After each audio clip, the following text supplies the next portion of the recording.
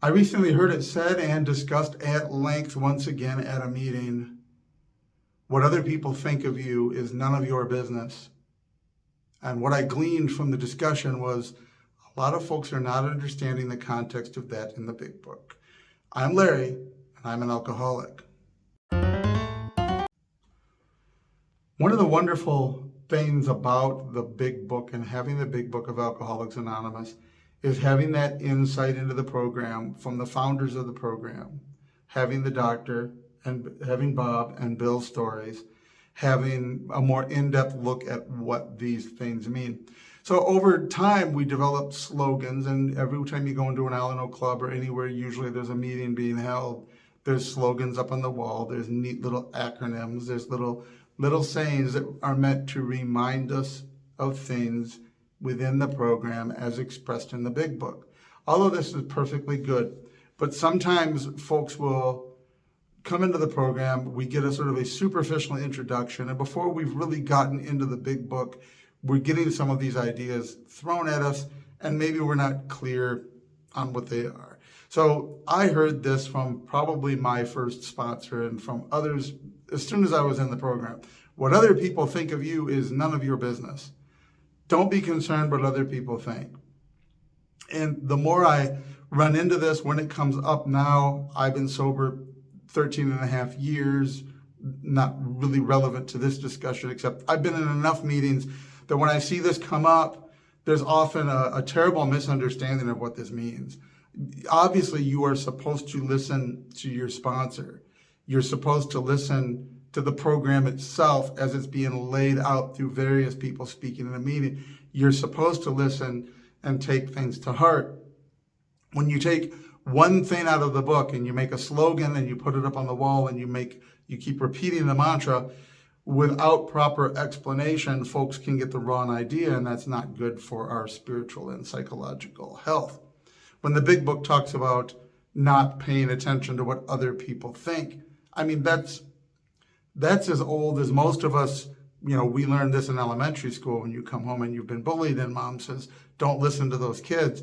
There's always going to be people in the world that are negative towards us for whatever reason. And if you're in the program, if you're an alcoholic, if you're a recovering alcoholic, you've got baggage out there in the world with someone somewhere, probably a whole lot of people, probably a lot of family and close people.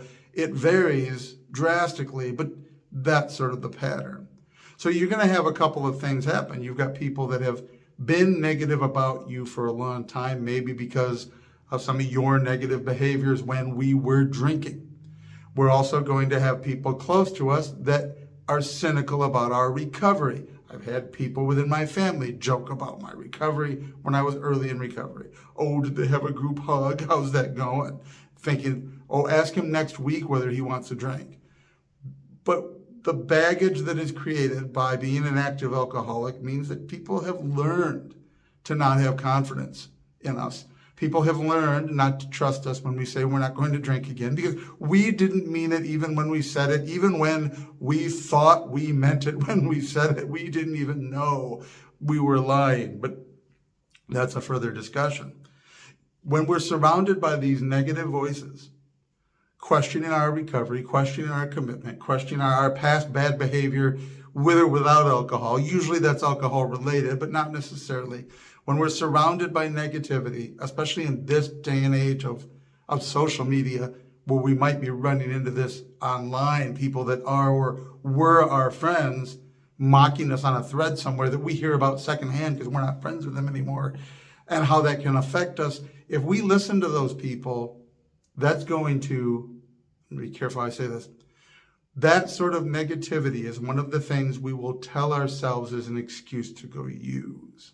I say that very carefully, because what other people do doesn't make me drink. Nothing other people did to me ever made me drink, and none of my relapses were caused by anything other than I'm an alcoholic.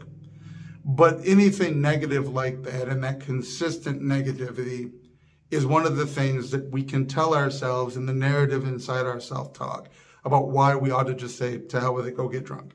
Just give up. Don't worry about it. Just give up. Our disease wants us to use, and that's one of the excuses that will be seized upon This is what the big book is talking about in the program. Look, you got to shut that out. You've got to not listen to that. We're human. We're going to hear it. It's going to affect us. But hence the real struggle within the spiritual program.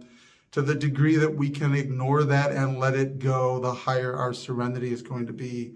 We don't need that dragging us down, and we don't need it in our self-talk becoming an excuse for why we ought to use and relapse.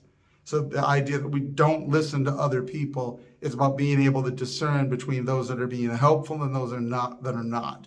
The ones that are being negative and the ones that are being positive. Sure, you better listen to your sponsor. My first sponsor told me quite wisely, don't think about any of this. Don't think about anything for like 90 days because you are so warped in mind, body, and soul, you won't have a truly sober thought for about 90 days. So you find someone that's got the sober time, got the experience, and able to give the guidance that's wise, and essentially turn over your will to trust to the program, to trust your higher power, and to trust that you've been given the right sponsor.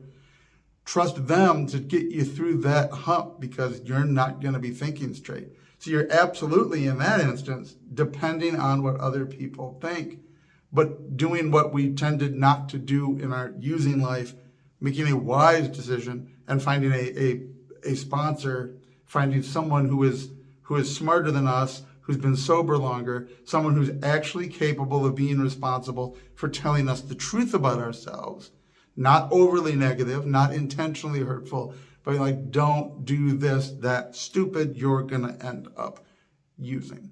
So it's always really important within the program to keep an eye to when we pull these slogans out of the big book, they can become very, very devastating. If you start going to meetings, don't have a sponsor, and refuse to listen to anybody there because I'm not supposed to listen to other people, well, obviously that's not going to be helpful. And that's not at all what the big book is driving at. That's not what the program is talking about.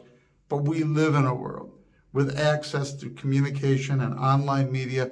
We are more in contact with other people than ever before. And we're in increasingly less helpful contact with other people than ever before. Because of it, more than ever, we need to be able to make this discernment of at what point, what do I listen to and what do I not? Where this struggle where we get this struggle right within it is going to determine how well we're doing at staying sober, working the program, going long term.